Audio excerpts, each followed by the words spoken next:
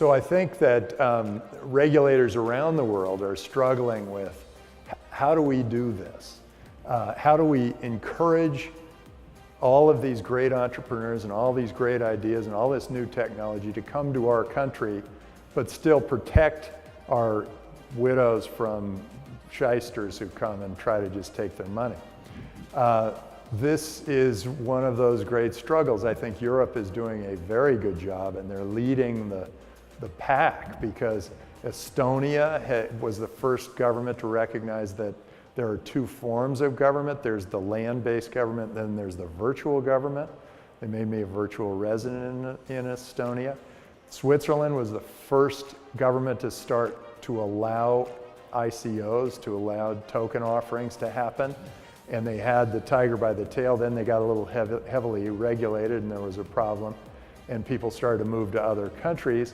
And now Malta is jumping in and saying, hey, we're the place. Come here.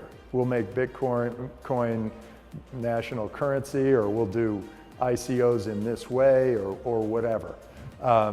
So I think Europe's doing a great job, and I watch as not just Europe, but the entire world, all the countries of the world, start to compete for the citizens, the businesses, the technologies, and the entrepreneurs of the world who are focused on this kind of thing, on new technologies around Bitcoin.